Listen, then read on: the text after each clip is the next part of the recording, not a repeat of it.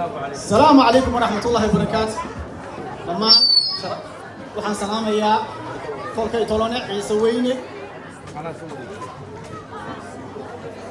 وحن سلام يا لما تولكي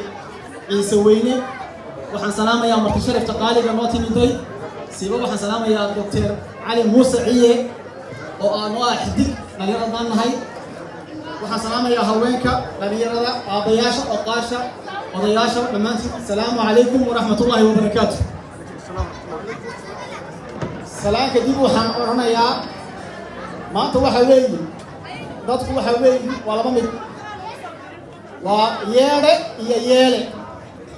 لكن دمانتي روح عنا هاي يال عنا هاي يالو واكما وحير عيسى والله حصيو حفلة دي سي هاو يقمد وحرب مانتا إن سكوبيو أنا قبيامي waxaan isku dayayaa inaan maasayar ka tiriyo xeerka anoo xeerka weydiinay wuxuu yahay xeerka sidan buu yiri xeerku waa xikmad waayeen xeerku waa xariir xawalay xeerku waa xarago rageed xeer waa xushmayn iyo xusid xadaarad xeerku waa xaq dhowr dadeed iyo duulyo xeer waa xalliyo dhibaato xeer waa xarun waxbarasho xeer waa xirfad dhaqan حير وحريات أنقرين حير وحريات الحبالين أما الحرين حير وحيلات نولولات ينبت حير يان الحدحدي أقول لك الحكسن حير وحكمه حير وحير حير عيسى هنولا. السلام عليكم ورحمة الله وبركاته. أمان حياتك ترسلتني السلام يا السلام عليكم ورحمة الله وبركاته. سلام كتب حاصل حديث العالمية كسر قلب الحفظ العيسى أدبا متقانا وفرح سنهي وأنا واحد متقانا إلى اليوم هذه المادة إن حال في الأوغلاني لما أنت مش أكون هيني وأنا في الجيري الأوغلاني وأنا الأوغلاني الحمد لله مركب وحن أكثر كثير معناه إن أهلك في حاجيو إن أهلك في حاجيو مارتي أو كثير بكثير قدام بيو أو أهلك في حصول مركب ساعة درادت مرنبان يبقى حاد هذا كبدين بيو عاد بان متقرأ وتغير سنة هاي جارها سومالي هدان هاي وحاولي عاد بان مفرح سنة هاي وتغير سنة هاي ولا كانت في ولا قبليات ما تحب سوى جودة بيجيكا عاصمتي سبروسن مركز ساعة درادت وحالينا همبليو في ورحاتنا الله كديو وسلامتي لبنزين. أمبيونس اسكلي جرتو رقم حركة عيسى شقي آتي مهسميان قارهان دكتورك علي موسى إيو أنتي كلا لسو شقيتي مركب وها عدسلها يعني إن أفكاس هذا أف ماي اللي كبدلو حركة عيسى أنا آخري مرهورة آخري صاحبك علي ودات أم علي عيا إيشاق جري وحدا حجري عيسى وعيسى ننا عارم ديرو وحبلن بانك اوغهي حيرك وحير ما شاء الله هذا وفي عيهي وحن وافق سيهي بل دين الاسلام ان شاء الله وارك ما سنتين ان شاء الله. السلام عليكم ورحمتين رؤية مرتشرف مجلس بوتمد وعندكم السلام يا سلامة الاسلام السلام عليكم ورحمة الله وبركاته. وعليكم السلام ورحمة الله وبركاته. سلام كندب حفلتنا هذه آدم ورحمة بدن وحنقول هالعلينا ذكي سؤال أبولي حفلتنا فرصة ليسن حال كعيسى وحنفلها إني نقدونين حال كعيسى وكلية حفلته نقدون حال كصوماليات أنا أقول كهذا مجمع صوماليات جودها مجمع صوماليات أنا أقول كهذا وعنا كم كتهنيدين يا رجل سود ياري كسر الشقي إن حرك عيسى الله قنصله وإنترناشنال الله قنصله أيام تهديدين يومنا مع اللي إنه هوسة تحوك لها ضبطين هوسة حرك عيسى كلية عيسى الله قبل ملع صوماليات الله قبطي صومالي وحي وناكسن أدين من سمايو أما غير سمايو ووحلة وذلية هاي وحبان كلها هاي أدنى صومالي هاي حرك وانا قد حياة حرك عيسى كلية كوبا معها وحان رجينا إنه نقض وانا حرك الصومالية كد حياة إيه الصومالية وانا استعمال الفوصو ومال كسو سومالي شوكتا حير كاس روضة نقل دونه تاس أيام رجينا dadkana aan gaarsiin doona haddana uga tahniyadeynayna waxa weyn ee ragga ciise noo soo qabteen ama abayaasha ciise soo qabteen inay gundhigu noqon doonaan ummadda Soomaaliyeed meel kastoo ay joogto ayaan horta Ilaahay ka rajaynaynaa taasaan ku talagalaynaa inaan xeerka wax ku leenahay xeerkuna xeer ciise oo kaliya uusan noqon ee uu ka weynaado noqdo xeer Soomaaliyeed sidaas iyo soo dhaweyn wanaagsan iyo xeerkaasoo la wada ilaashado wasalaamu calaykum waraxmatullaahi wabarakaatuh. السلام عليكم ورحمة الله تعالى وبركاته. دمانتين واني والسلامي. مركب واحد سلامي يا بدي قنقابة السورة الجلية كتاني أي سنة ويكاتو كنت ومن أكمل هالبلاد. أنت مركب كي ما دوحان ربائنا لما قضوا قرقام كهالله تصعب سن فرحض إيوه حفلة ماشى أنا جونا وحي صوابي يهلك سوقات waxaan leeyahay marka hore ciise sibuu ahaayo waqti baa jiray unique u ahaa oo dad aad iyo aad unique u ahaa ayaa jirtay oo la soo maray waqti kalaa la soo maray oo la gaadhay in loo cabsado oo la gaadhay in la dhihi karo identity baa meesha ku lumaya oo dadku ay iska cabsadaan inay yidhaahiin waxa ay yihiin inay sheegaan si ay identity-ga ay u ilaaliyaan waxa kale la soo gaadhay 5 December ee la soo dhaaftay waxay sawirtay sawirkan maanta aanu joogno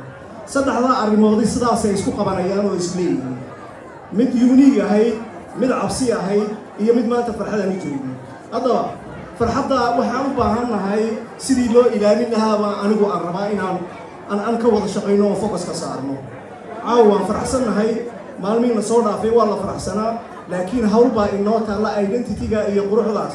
dadku ka soo shaqeeyeen 600 sano ka hor odayaale ay soo dhigeen ummadii ka dambeysay ay dhaqan gelisay ay na soo gaarsiisay annaga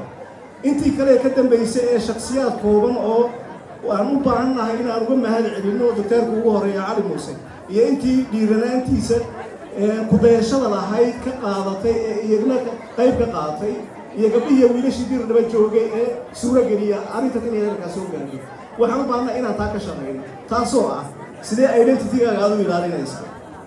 taas wax walba waxay ku qotamaan xeerkani waa identity-gaaga inaad ilaaliso adigaa u baahan maxaad ugu baahan tahay waxaa la yidhaha bini'aadamku 3 marxaladood buu soo mara waa soo koobaya inuu go'aanka nolosha bini'aadamka ku saabsan inuu gaadho 3 marxaladood buu u baahan yahay waxaa la yidhaahaa categorization inaad kala garato cidda aad tahay iyo cidda aanan ahayn kama dhigna inaad cusuranaysan ma aha inaad kala garato inaad cali tahay iyo inaad cumar tahay cumar intuu ku jiray cali intuu ku jiray inaad kala garato waxaa la yidhaahaa categorizationka markaad ka soo baxdo waxaad halkii aad categorizationka ahayd baa waxaad helaysaa identification inaad iska dhex aragto dadka aad garatay inaad ka mid tahay inaad iska dhex aragto waa identification labadaa markaad isku soo xidho ayaa waxaad imanaysaa waa sawir hadda waxaan ka hadlayo qof kastoo bini'aadami uu soo maro ayaan ka hadlayaa si go'aanka noloshiisa uu gaaro taas marka la yimaado ayaa waxaa la imanayaa maxay yidhahdeen comparison oo ah inaad garab dhigi karto ciddaad ahayd iyo cidda kale si aad u ogaato dareenkaasi waa marka uu yimaado qofka bini'aadamkii ee la yidhaaho annaga iyo iyaga waxaas waxay ku qotamaan qaabka qof kastoo bini'aadami sida uu u nool yahay sidaas wey haddaba inaad identity-gaaga ilaaliso waxaad u baahan tahay marxaladahaas inaad xajiso si aad u ilaaliso identity-gaaga anigu marka waxaan ku soo koobayaa waxaa isku keenay waa identity ummadina waxay ka dhaqaaqdaan waa identity-na waa valeerka nolosha aad u baahan tahay inaad ku ilaaliso quruxda iyo wanaagga ay leedahay marka isku imaatinkeennana caawa waxa uu ka turjumayaa valeerka xeerkani uu leeyahay waxa uu xambaarsan yahay sida uu isku keenayo sida ku dayashada leh ummadaha adduunku ay uga mahad celiyeen wanaagii 600 sano ka hor adduunku aragti yani si kale wax u arkayeen dadkii waqtigaa joogay ciisana ay sida wax u arkeen ummadihii adduunka ka dambeeyay xadaaradii baxnimada markay imatayna saw wixii 600 sano ka hor la arkayay hadda la arkay mahad iyo quruxda iyo wanaaggaas ay leedahay waxaa idinku dardaarayaa inaad ku faantaan identity-giina si aad u ilaalisaan waxaad tihiin. wasalaamu calaykum. على رسول الله صلى الله عليه وسلم. marka hore marti sharafta halkan iskugu timiday reer Belgium haddaan nahayna martida noo ah nin kastaba magaciisa iyo maqaamkiisa ayaan ku soo dhaweynaynaa oo ku salaameynaa. marka xigta kulley inamadii soo diyaariyey barnaamijkan waxay iga codsadeen inaan maaragtay ka sheekeeyo ceerka ciise taariikhdiisii aan wax ka tilmaamo qaybta sharciga iyo xeerarka inuu wax ka tilmaamo. marka kolley dee waa la isdaba joogaayo waa la is sugayaa kama wada gaadhsiin karo laakiin bal iyo dulqaata ilaa 10 milyan 15 milyan aan kusoo ururiyo leanna waa 10 badan waa soo diyaariyey. wax waliba asal buu leeyahay meel buu ka dhaqaaqaa uu maaragtay ka unkamaa xeerka ciise. kolley maanta waxaa farxad noo ah dee khabiirkii ugu weynaa baan dhex jooga idinka Dr. Ali Musaciye isaga hadduu aleegaa naga dharbin doona laakiin aniguna maadaamaan baaritaano yaroo iska koobanaa samayno ku saabsan xeerka ciise ee taariikhdeedii gaar ahaan taariikhda geeska Afrika waxaan rabnaa inaanba la xidhiidhsiino bilowgiisii xeerka wadda ku soo jeeday sidaanba u fahanno qiimihiisa iyo makaanadiisa. marka walaalayaa waxaan ka hadli doonaa lecturia baan samayn oo kooban oon kaga warrami doono bilowgii xeerka ciise ilaa waxay ku tilmaamaan qarnigii tobnaad inay ku tilmaamaan nimanka baaritaanada sameeyintooda u badan. markaa maxaa jiri jiray ama maxaa dhacay haddaan isweydiino waxay ummadda lahayd geeska Afrika muxuu lahaa gebigeen waxaan xasuusanaynaa geeska Afrika intuuna guumaystuhu noo iman uma jirtaan lahayd waxaan lahayd boqortooyo ayaan lahayd sultaanaad baa lagu jiray imaaraad baa lagu jiray. marka waxayna taana la xidhiidhay nebi maxamed calayhi salaatu wasalaam markii la soo diray uu islaamku soo gaadhay geeska Afrika qarnigii 6aad ayuu soo gaadhay. qarnigii 6aad ilaa qarnigii 8aad islaamku geeska Afrika uu ku fiday meelo badan buu ka gaadhay gaar ahaan xeebaha oo dhan islaamku uu ku fiday. kadib qarnigii 8aad waxaa bilaabmay boqortooyo islaama oo ilaa 7 boqortooyo ayaa la dhahaa ayaa ka bilaabmay. boqortooyinka markaa islaamka ayaa halkaa ka bilaabmay ilaa muddo qarnigii 14aad nabad bay iska ahaayeen maamulay lahaayeen kala dambeyn bay lahaayeen. wax aad iyo aad u weyn bay ka sameeyeen geeska Afrika oo maad aragtay wax badan laga baran karo. maantana waxaan ogaan doonaa xeerka ciisuhu sida uu ula xidhiidhsan yahay boqortooyinka waqtiyadaa jiray. marka qarnigii intaasoo dhan nabad waxaa jiraya saad ogtihiin geeska Afrika dowladdii magaranaysa Aksum kadib way baabaaday kadib waxaa dhalatay tii amxaarada boqortooyadii amxaarada oo qarnigii 14aad ama 13aad ha idhaahdo 1270kii bilaabantay. waqtigaa intii ku horreysay islaamku u jiray waa inaan fahamno oo maamulay lahaayeen islaamku. qarniga markaa 13aad laga bilaabo islaamkiisa deganaa ee xadaarada lahaa ee maaragtay boqortooyada lahaa ayay boqortooyada amxaaradu weeraro ku qaadeen. waxaa dhacday markaa dagaallo qadhaadh oo aaliga ayaa ka bilaabay geeska Afrika wayna fahantiin dhulku nabadu maahayn. markii bilowgii waxaan sheegnay uu islaamku soo gaadhay qarnigii 6aad ilaa qarnigii 14aad bilowgiisii dhulku nabadu lahaa. kadib waxaa bilaabay مرحلة كورة دجالة فأما عيد الضربة المفاشل الضربة الدليل الضربة دعومي الضربة مزاركي للعين مركب وطريقي دجالة هو ويبر waxaan la geliyay in boqortooyada amxaaradu ay uga talinayso waaga inay ku qasabto boqortooyinka islaamka ee geeska afrika ka jiray inay bixiyaan haddana waxaa u darnaa boqortooye hadiya looga jiray waxay bixin jireen gabadha ugu qurux badan waa muslimya ayay boqorka amxaarada u dirayeen gabadha ugu qurux badan marka waxaa la odhan jiray intay u labisaan ay kafanaan kafan bay xidhayeen way naga dhimatay odhanayeen waa naga dhimatay gabadhaas markaasaa la qaaday boqorka amxaarada qaadanaya halkaa bay gaadheen annagu alxamdulilah wixii harag ka soo sokeeyey horta dhibta weyn laguma dhicin laakiin ummadba ummadihii ay horta xeebahoo dhan dee islaam bay wada ahaayeen min kaga soo bilow waa wax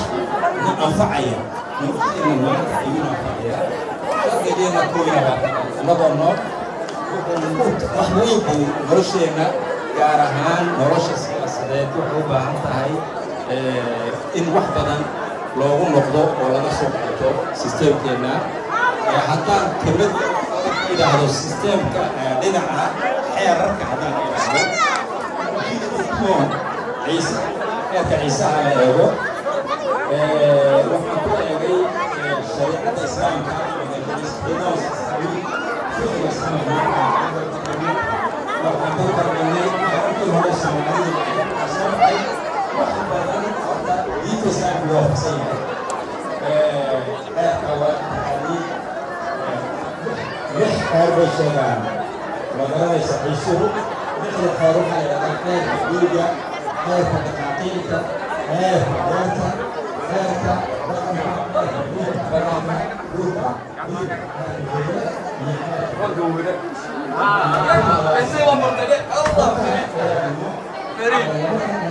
xeerka dhiiga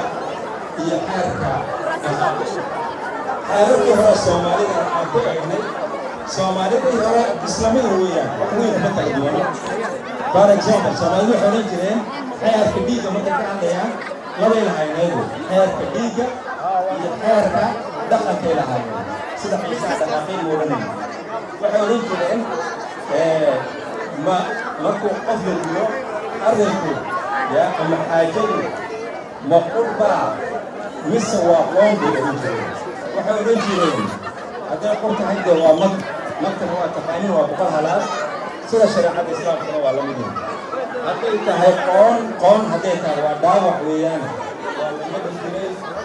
inkastay yaro kala damaayeen waa la bartay laakiin waa wada isku midun sidii loo magi jiray xubin kastana mag bay lahay waayo waxaa jiri jirtay ay odhan jireen